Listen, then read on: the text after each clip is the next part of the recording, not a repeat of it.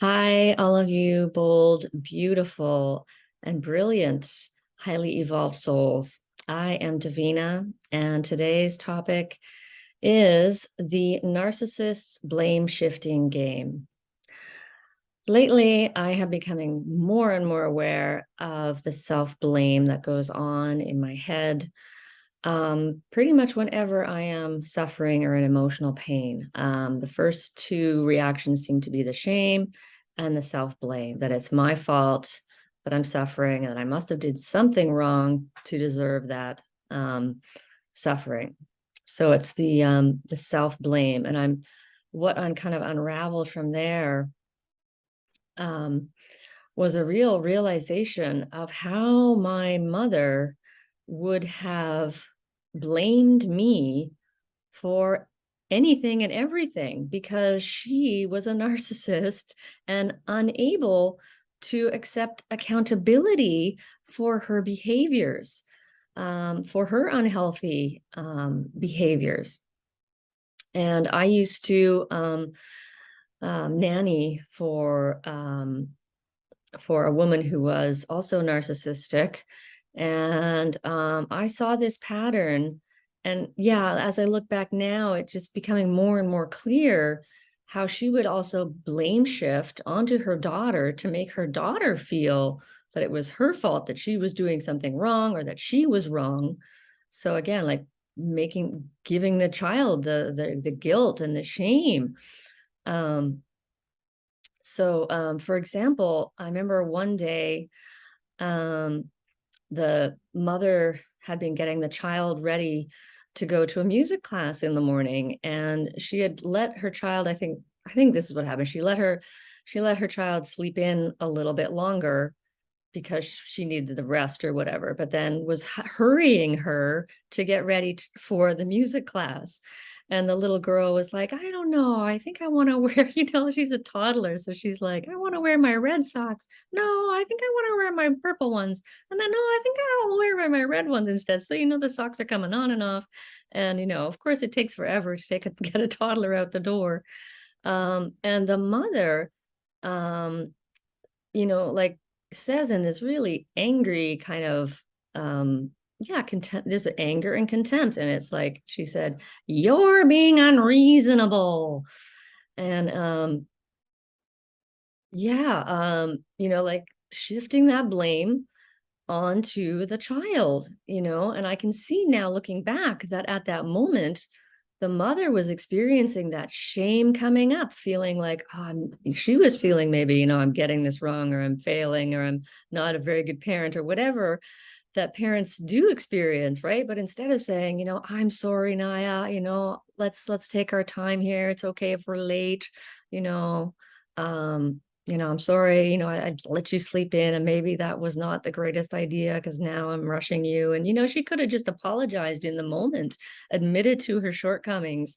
But no, narcissists really can't do that. They really can't. They have to um, put that shame and blame on somebody else. And a child is very convenient because they can't set a boundary, really. The only boundary they can really set is by um you know again, like showing their anger and frustration, which brings me to my next example, um which again is the same mother and child. And I don't remember exactly what's happening, something in the bathroom.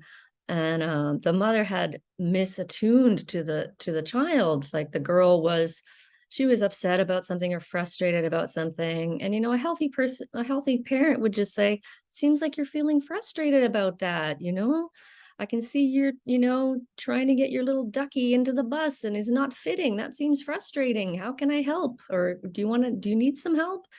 But instead, the child gets frustrated about something, and then the mother misattunes. And again, there's that anger and there's that contempt.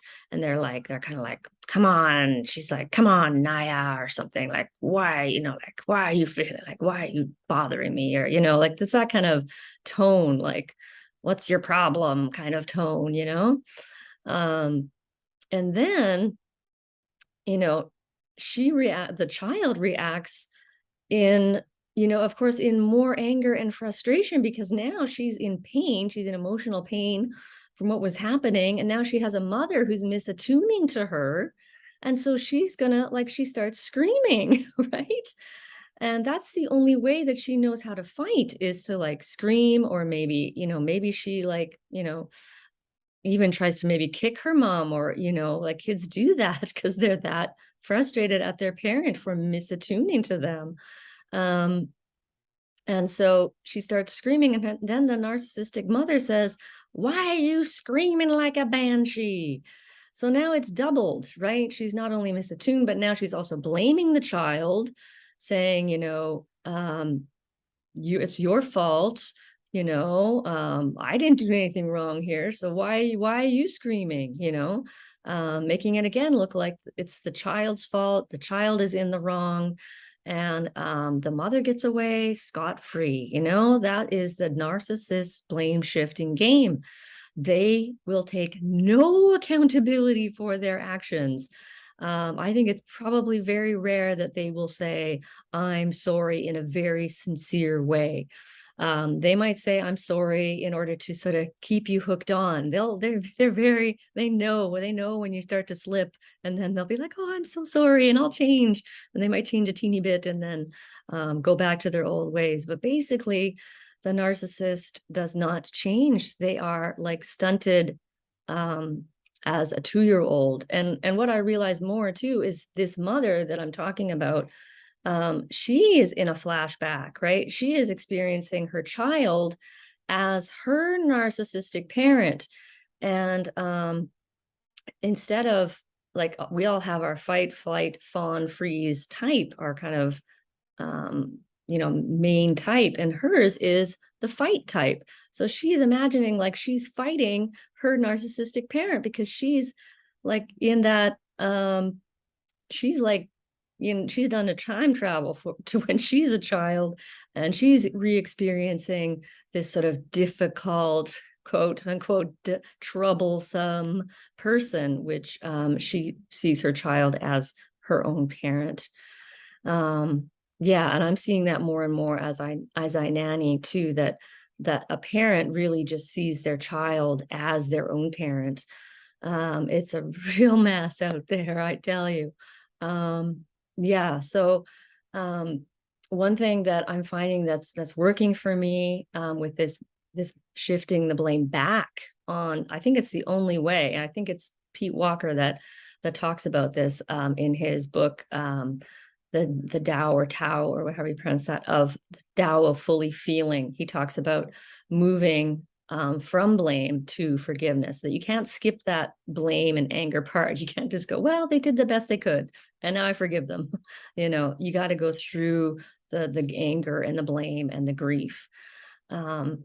So what I'm finding is working is, the last couple of days, I was feeling hopelessness coming up, and the shame around that, the shame and the mix of hopelessness and then exhaustion sort of all blended together. And what I did is I got angry. I said, "I'm tired of feeling this freaking hopelessness." And then I started swearing at my parents, saying, "F you, Mona, F you, Dawn, for leaving Donna. Of course she felt hopeless. You were not giving her any guidance or support or anything. Of course she's going to feel hopeless. So I started getting angry, and then the tears started flowing. And then I was able to release that hopelessness. And it's just a feeling. It's really important to know that it feels so true, but it's not, it's a real feeling that needs acknowledgement, and needs just to be felt. And the second one was this morning, when I was feeling some fear. And again, like, I'm normally just sort of sit there kind of frozen going, I want this fear to go away. And or I try to be with the fear, and I've tried that, and that sometimes works too. Sometimes I can just be with the fear and I can dissipate. But this time I yeah, even that part where I was like, just a second ago, I was kind of blaming myself, right? Saying, "Oh, I'm sitting here with the fear." Like, there's a little bit of shaming in there, right? That I just said to myself. But in that moment, what I did was I got angry. And I said, I am tired of feeling this fear, and again, I got angry at my mom. I got angry at my dad, like, screw you, you terrorized me as a child. No wonder I'm feeling scared. I'm feeling scared 50 years later, and I'm just waking up in terror. So I got angry, and again, the tears started to flow, and I was able to sort of grieve that. It's like grieving my fear, grieving the fact that I experienced all that fear as a child. Um, yeah, so I don't want to make these too long. I'm trying to condense my videos. Um, but I hope this has been helpful for you. Or insightful in some way, and really understand that the abuse was not your fault at all. At all is really important to add on there. It wasn't like, well, but I was a little bit too sensitive, maybe. No, no, no, no, no, not at all. You were just an innocent, sweet child. Um, and that's what I wanted to bring to you today. So I am wishing you many, many blessings on your journey of healing and awakening. And I am Davina Shemaya at Boldness Blooming. Thank you for watching.